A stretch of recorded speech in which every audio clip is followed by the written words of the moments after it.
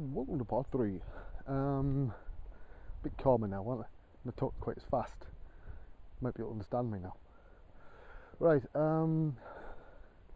yeah, so I was told the other day that something I did back, was I told something like that last year in Rotterdam. Remember I did, was it 4 days, 9 till 5 every day, teaching people who would go and teach other people mudbox and 3D. And it was it's a long teaching session. One of the most difficult ones I've done because of its length. And the fact it was people who actually knew the shit really well. It went down great.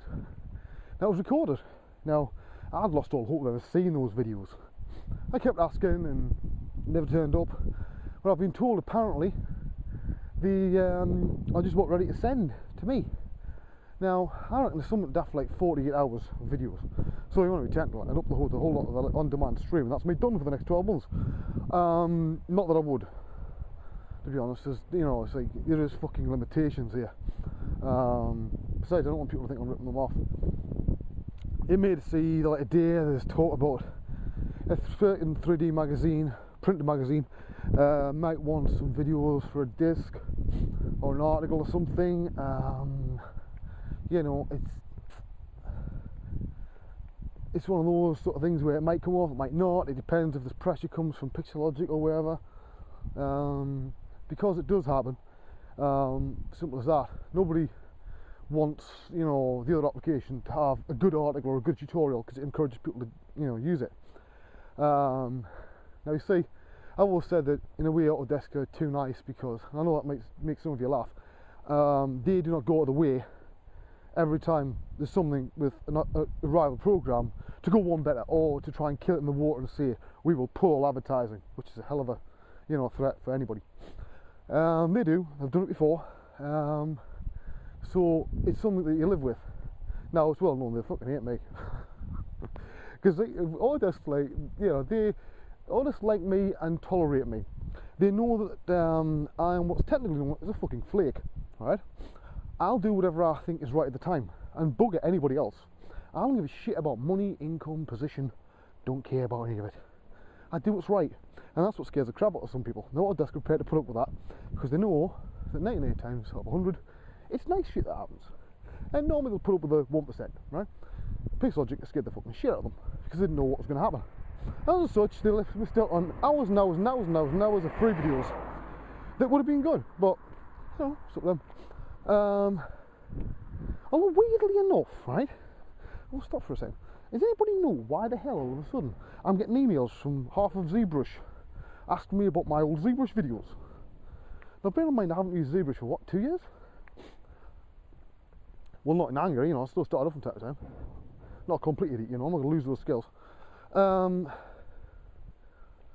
it just seems like all of a sudden it's like the floodgates have opened or something. I've no idea why. I know there was something put on ZBrush Central, but again, as I said a long time ago, they stopped me from posting there.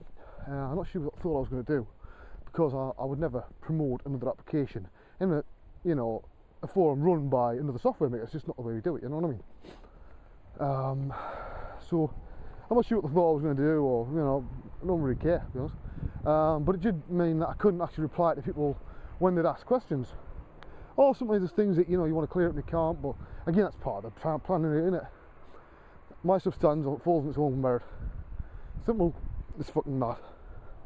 But yeah, so it's just got me curious why, that's all. See, because me, I'd rather bury them, not because of ZBrush, nothing to do with that. The reason I'd rather bury those videos, to be honest, is because the models I can do so much better nowadays. They're light years away from what I do now, and I don't want people to judge me based on stuff I've done 3-4 years ago, you know. Would you? Exactly. But again, I also don't want to take them away, because then people say, oh, well, he's just been nasty to ZBrush guys. I'm not going to give a shit which program I use, to be honest. I've used both, and you probably bought DVDs or books on either one from me, you know, or from a publisher or something. So, and to be honest, I'm on a win-win situation, really. Yeah, so I'm just very curious, that's all. As you can see, I'm still smoking. You can have the little shadow on the lung thing. I wasn't stuck when I was in London, but I was at the second week, but there was no second week because I'm afraid I was just a little bit too good. Asked the wrong questions and did things in a way that nobody could understand. I think it didn't help either that I could just pull the phone and pull somebody from Autodesk and say, excuse me, why the fuck doesn't this work? Can you find me a workaround, please? And I'd get it. Oh, excuse me. I'd get it, right? Simple as that. And that used to drive them fucking nuts because they couldn't get that. Now I've got direct numbers to half a fucking Autodesk, so it's great. So when a problem hits like that, I can just pick up the phone, or we should be able to get out of the hotel in the night time, give somebody a ring, and if there's a solution, they'll hand it to us. And they'll say, yeah, no problem. They'll do it for anybody. But you just got to know how to get contact with these guys. I'm lucky. I'm really lucky at that. But seeing that, I've got half the numbers I used to. I think I had 90% of Autodesk entertainment section at one point. But then there was a lot of people left and things like that. Some people were sacked. And, you know, general work shit, you know what I mean? Which is, I always find it upsetting because you always lose contact with some of them. And some of them were really good mates. But yeah, that's the way it goes. See what time it is. Got 4 minutes. But yeah, so a 3-part Waynecast this time. It's been a while. Hopefully I'll be able to do a few more of these. It's been an interesting few weeks with work and personal shit and Emily's teething, getting her first teeth through, you know, stuff like that.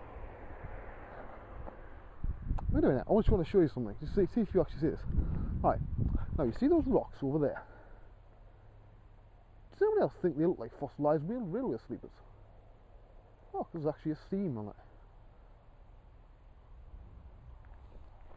Interesting, eh? Yes. I'm actually very big on this whole thing of out of place objects that I found. Have a look at it, called parts. Do a search. You find some amazing stuff that's been discovered over the years that doesn't fit into anything to do with history. You know, like an iron pot found in a 20 million year old seam of coal. That's a famous one. Nobody's worked that fucker out. But yeah, so anyway, I'm not getting that subject. Whole different thing.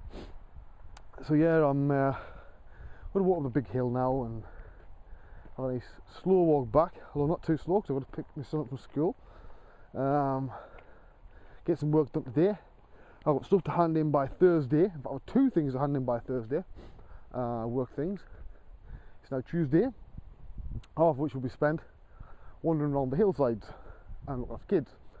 So, but these ones aren't too bad. We'll see what, you know, happens, and if I'm allowed to tell you once they're out, I'll tell you. You know, I can't tell you what it is, but one of them I think personally for me as a digital sculptor is very cool, right? Very fucking cool because it's different. Totally different than anything I'd normally do. And it's yeah, I'm not gonna say anything else. I'll slip up. So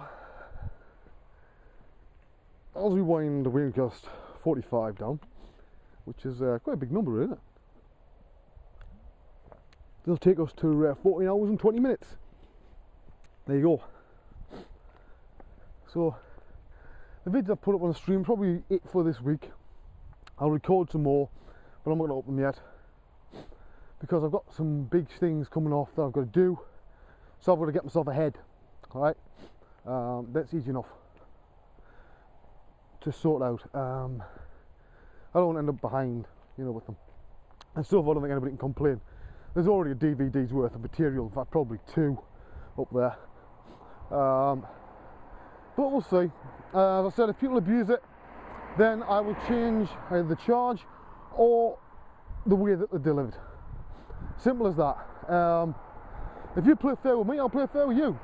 Try and rip me off, don't start crying when they disappear. Simple as that. And that's not a threat, it's just the way it is, right? I'm not an idiot. I own every video I make. I own the copyright on them. They are mine, right? They belong to me. I can do with them what I wish. Pointed this out to a site a while ago, and people seem to think that when you put it online that you don't own it. Yeah, I do. I own the copyright in every goddamn thing in there.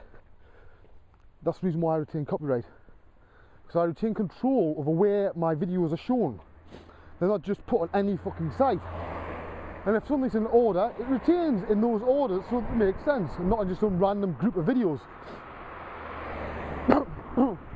Quick Start to famous for that because people rip them off all over the place. And it was kids, look, they must be seen in a certain order. Otherwise, it's pointless because people are just not going to get the benefit, and that's why sometimes there is a bit of hell.